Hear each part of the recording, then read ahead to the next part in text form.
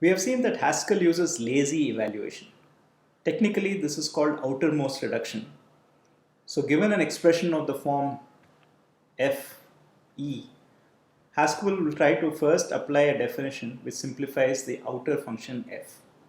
So it will compute this argument e only if e is required in the expansion of f.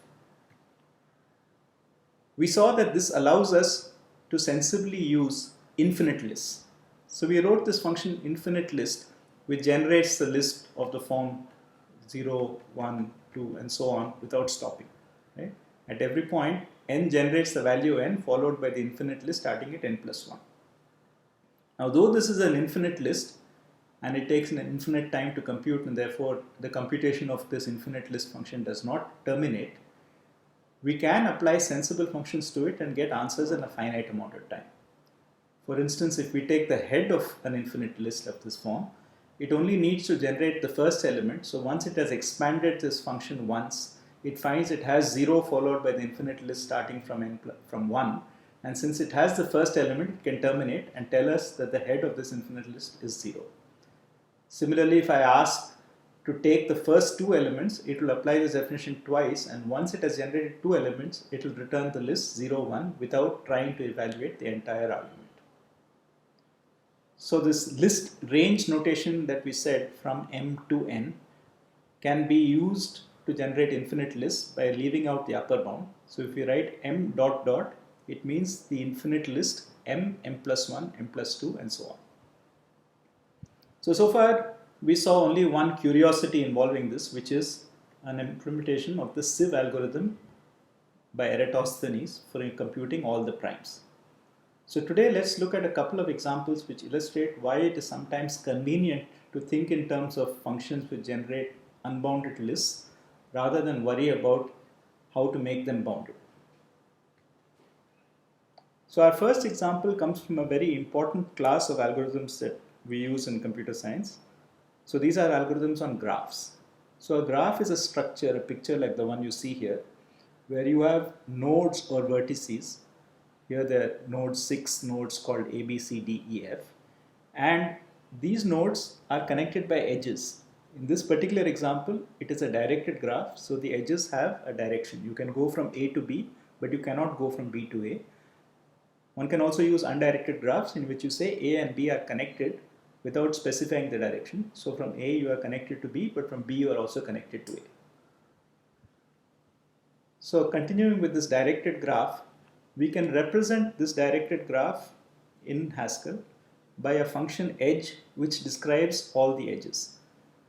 So it says that there is an edge between A and B, for example, saying that this is oriented now. The first argument is the starting point of the edge. The second, so this says there's an edge from A to B. Similarly, there is an edge from A to D, okay, and so on. So this is probably a small, yes, so these two edges in this should be reversed. So it should say that there is an edge from C to A and there is an edge from D to E. Okay, so this function actually represents this graph, not the one shown earlier. So it says there's an edge from C to A, but not from A to C. There's an edge from D to E, but not from E to D, and so on. So we exhaustively enumerate all the edges which actually exist in our graph, and then in one shot we can say that any other pair of vertices either shown here or not even shown here. Supposing I have other vertices called Z or W, then any edge involving those vertices also does not exist. So edge therefore is a Boolean valued function which tells us whether a given pair of vertices is connected by an edge or not. A typical property that you want to evaluate in such a graph is connectivity. Given two vertices, is there a path between them? Right? So using the edges which are there in the graph, can we start at x and go to y? So we want to write this kind of a function connected which takes two input vertices and tells us the answer is true if it is possible to construct a path from x to y given the edges specified in the edge function. So there is a very nice inductive way of defining connectedness in terms of edges. Right? If we have already a path from x to y and then we have a single edge from y to z, then inductively we have a path from x to z. Right? So we can define connected xy in terms connected xz in terms of the existence of a y such that x is connected to y and there is an edge from y to z. But looking for this y, right, searching for this y is not easy to do in a language like Haskell. Okay, this is a natural definition in other forms of programming such as logic programming, but in functional programming it is a little hard to compute all the y's possible that are needed to check this fact. So how do we do this? So we will follow a different strategy. We will try to inductively build up all the paths that can be constructed in the graph. So there is only one empty path of length 0. So a path is nothing but a sequence of vertices, right? A path can be thought of as a list v0, v1 up to vk, okay, such that v0 to v1 is an edge, v1 to v2 is an edge, and so on, right? So these are all edges. Right? So a path is just a list of vertices in which every vertex has an edge from its previous element and to its next element. So we can now take a path of length k. Okay, so notice that a path of length k has k plus 1 vertices because it starts somewhere and you follow k edges. So you have a starting vertex and k new vertices, right? So you can extend a path of length k to k plus 1 by adding an edge.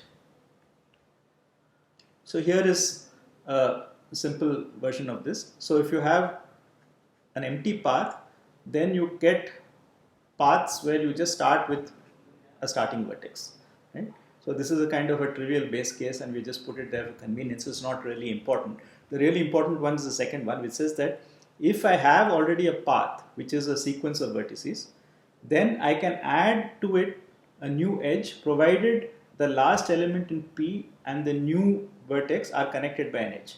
Right? So I can add a new vertex to this path and make it a path of length k plus 1 by adding anything which is connected to the last element.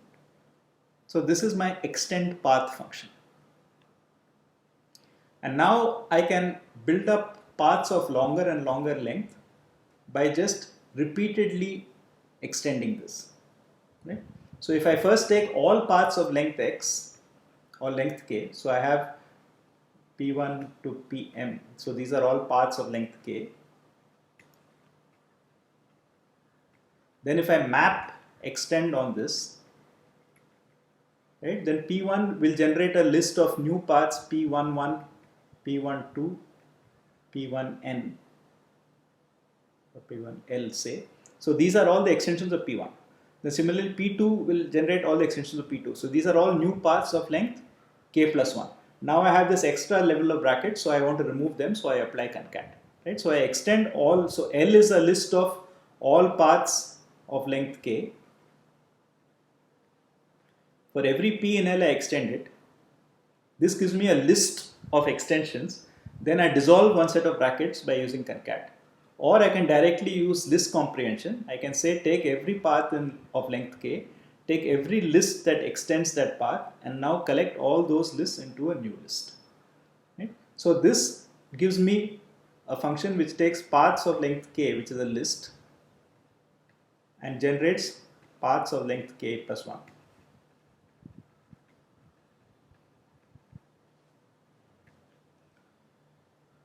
So now what we want to do is we want to run this from 0, generate paths of length 1, generate paths of length 2 and so on, and at each point we are generating using this function extend all, which takes every path of the previous length and generates paths of one length more. So we can use a very nice built-in function in Haskell called iterate. So iterate takes a function which has input type equal to output type, so it makes sense to call the function on its result. It takes a starting value and it produces a list of all values of that function applied 0 or more times. So if I say iterate fx, so this is f to the power 0 of x, this is the f to the 1 of x, this is f squared of x, this is f cubed of x, and so on. Right? So iterate fx gives me a list of f0 of x, comma f1 of x, comma f squared of x, comma f to the power 3 of x, and so on. So if we want to generate all the paths that we could possibly get, right, then what we do is we start with a list consisting of the unique path of length 0 and we iterate this extend all function. So extend all will take this unique path of length 0 and generate all paths of length 1. Okay. So length 1 actually consists of just the starting vertex. Then it will do something useful. It will generate from that all paths which have 2 vertices and therefore 1 edge, and then all paths with 3 vertices and therefore 2 edges, and so on.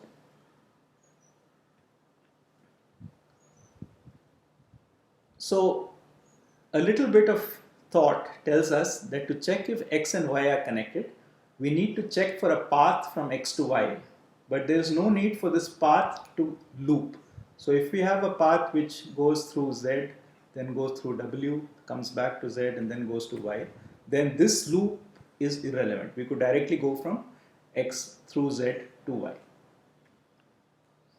Now, by a simple counting argument, if you have n nodes, a loop-free path can have at most n minus 1 edges, because remember that if I have n minus 1 edges, I have enumerated n nodes. So therefore all the nodes have been used. If I add another edge, I will repeat a node. If I repeat a node, I automatically have a loop. Okay? And therefore that path is not optimal. So I only need to look at paths which have at most n minus 1 edges. So this suggests that in order to check connectivity, though my function all paths, which we defined earlier, generates paths of arbitrary length, it's an infinite list of paths of lengths 1, 2, 3, 4 for any length.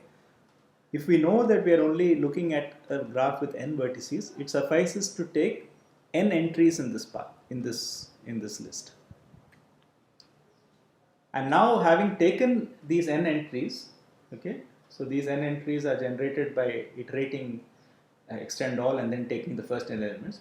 We just need to take for each path in the final list that we get the first value and the last value, because this path connects the head to the last value. And finally, to check whether two values are collected, we just have to check whether the pair starting point and ending point is one of the pairs enumerated in this list of connected pairs. So the point to note is that although we worried about the fact that, or not worried about, we analyze the fact that loops are not relevant to us, we don't really care if a path has loops or not. From the fact that loops are not relevant to us, what we deduced is that we never need to look at a path longer than length n. So in other words, even though we could have paths of length 6, for example, which have a loop. So this has a loop which takes me back from B to B. So this is actually the path ABC, but it goes A to B to C, okay, back to A, B, and then to C again. So though we have such paths, it doesn't really matter to us. All we are saying is that every path that we really need to look at is finally present by step n. All we are looking for is a piece of evidence that a given x and y are connected. It doesn't matter if they're connected in multiple ways. On the other hand, we do know that if they are not enumerated by step n, there is no way to enumerate them because no loop-free path exists. A more technical way of saying this is that the connected relation is the reflexive and transitive closure of the edge relation. So in general, if we have any relation which is given to us by a Haskell function like we wrote edge, which tells us which pairs are in the relation, which pairs are not, if we want to compute a relation which computes sequences of such pairs which are connected one after the other, okay, this is the transitive, reflexive, transitive closure. So every edge is connected and everything which is connected followed by an edge is also connected. Then we can use this trick that we had of generating all possible length paths and then using some external criterion to decide on a maximum length path that one needs in order to capture whether or not something is connected.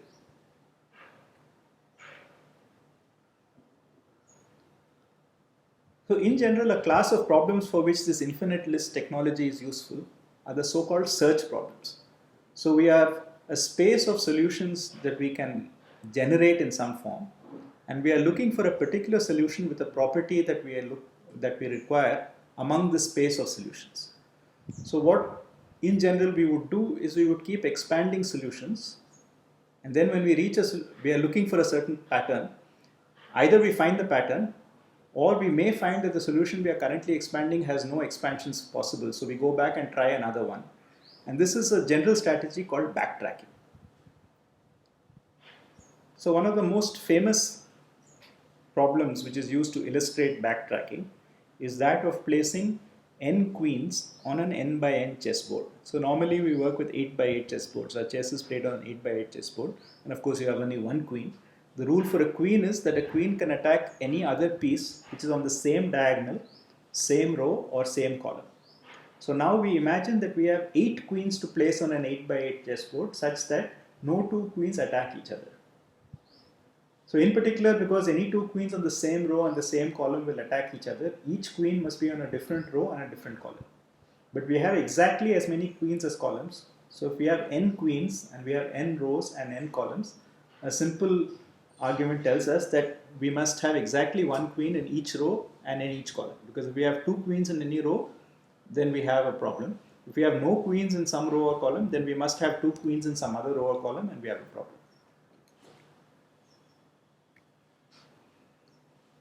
So here is a heuristic to generate all possible solutions. Right? You place the first queen somewhere in the first row, and in each succeeding row, you place a queen at the leftmost square that is not attacked by any of the earlier queens.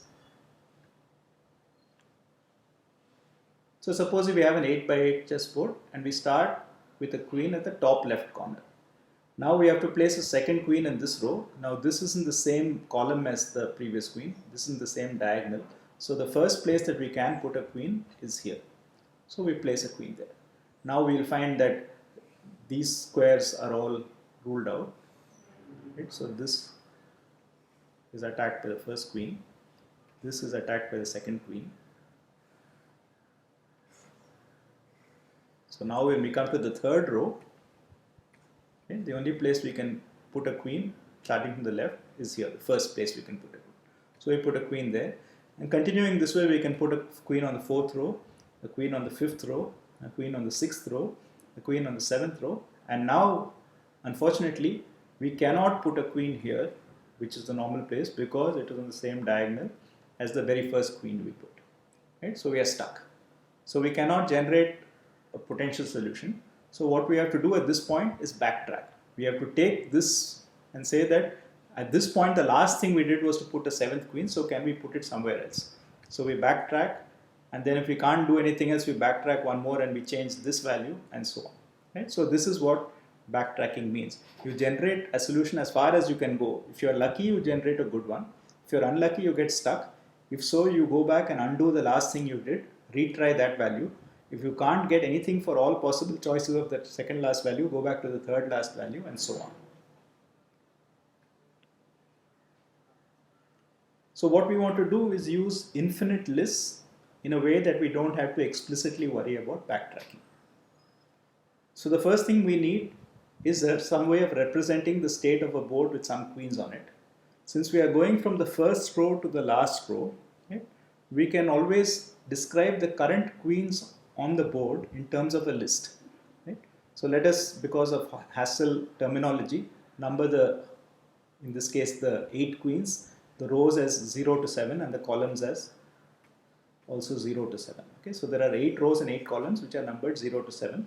So the list position 0 refers to row 0. Where is the queen in row 0? So it will be a number between 0 and 7 again, because it is the column of that queen. So this says that the queen in row 0 is in column 0. This says the queen in row 1, because it's the position 1. So these are the positions, right? The positions are 0, 1, 2, 3, 4, 5, 6. So row 1 is in column 2. Row 2 is in column 4, and so on. So this is saying exactly what we said before, which is that we have on the top left corner we have a queen, then we skip 2 and then we have a queen, then we skip 2 more and we have a queen, and so on. So this is a representation of the 7 queens that we managed to place before we got stuck. And now when we want to place the k plus 1th queen, we have to take a list of the first k queens and add one new queen, a new position for the new element. We had to extend the list by one element. The new number is the column position of the new queen. Now the new queen should not be, it is by implicitly, because it is a new position, it's in a new row, so it's not on the same row as any of the earlier column queens. But we should not put it in the same column, because if it's the same column, it will be attacked by a previous queen. And we also need to check it's not on the same diagonal. Now it turns out that diagonals, you can do a little bit of arithmetic. So if you have a diagonal of this form, okay, so for example, you have the diagonal 0, 0, 1, 1, 2, 2, and so on. All of these have a common difference of 0. If I look at the diagonal starting at say 0, 1, 1, 2, and so on, then all of these have a common difference of 1. So if you have a diagonal of this form going from top right, left to bottom right, then all entries on the diagonal will have the same r minus c value. Symmetrically, if you do all diagonals that look like this, then you will have the same sum. So for instance, you'll have 0, 7, then 1, 6, 5, 2, 5, and so on, right? So all these are on one diagonal and they all add up to 7. So it's quite easy to check whether a queen is in the same column as an earlier queen. You just have to check the number is not present in the list you have so far. But to check on the same diagonal, you just have to add the position to the column number and make sure, or subtract the position from the column number and make sure that that difference or that sum is not seen before. So this extend function, we will not write it explicitly, but it's easy to write such an extend function which takes a given list of k queens and returns, if possible, a k plus 1th position for the new queen. So now, as we did with the graph, we can start with a position which has no queens on it and iteratively extend it, and we know that we have to place n queens. So if we extend this n times, then we end up with the first one is the empty board, the second is all possible configurations with 1 queen, the third is all possible configurations with 2 queens, and so on. And so the n plus 1th entry will be the list of all configurations on which we have placed all n queens, right? So n plus 1 because I start from 0. So this is f of n, f2 of n, and so on, right? So at the end, I will have extended it n times, so I placed n queens, and now we have not said anything about which solution we want, so it's enough to compute, say, the first element of that. So we want at least one solution with n queens, so you iteratively extend the empty board until you get all n queens on it, and just take the head of that list. So that will be a list of all possible arrangements of n queens which do not attack each other, and we just take the first one. So notice that the backtracking problem is avoided implicitly. If we come up with an arrangement of k queens where k is smaller than n, and there is no way to extend it, then the extend function will just reduce that to an empty list. So that candidate solution will just disappear. So what we are doing is, rather than going back and generating a new solution, we are in one shot generating all possible candidate solutions. Those which die out, die out. Those which do not die out, survive. And we check which all solutions survive in n plus 1 steps.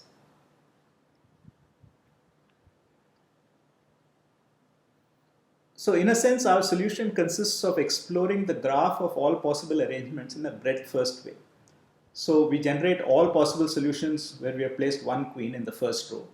Then for each of these we expand it, so we get a second level of this tree which generates all possible solutions of 2 queens in the first 2 rows, 3 queens in the first 3 rows, and so on. So this looks like a fairly inefficient strategy because we are going to first compute all the solutions of 1 row, then all the solutions of 2 rows, and all the solutions of 3 rows in order to reach finally the first solution of the 8th row. But this is where now lazy evaluation will actually do the job for us. Because what lazy evaluation will do is it will say, okay, if I want the first solution, let me see if the first solution comes from the first solution in the first row. Then let me see if that solution comes from the first expansion of that. Then let me see if the first comes from that. So actually, though we are programming a breadth first search over this tree of all possible solutions, lazy evaluation actually does a depth first search and finds the first solution without evaluating all. Of course, if I want all the solutions, I have no choice but to evaluate everything, but I'm only interested in one solution, any one solution according to the enumeration I have. Then lazy evaluation does depth first search and effectively finds us the first solution without trying to compute all the solutions in between. Right? So we have seen that infinite lists are more than just a curiosity of lazy evaluation. They are actually a useful way to think about search problems. So instead of worrying about backtracking and deciding when something has a particular property, we can iteratively generate all solutions up to a desired depth and then ask how many such solutions are there or pick one.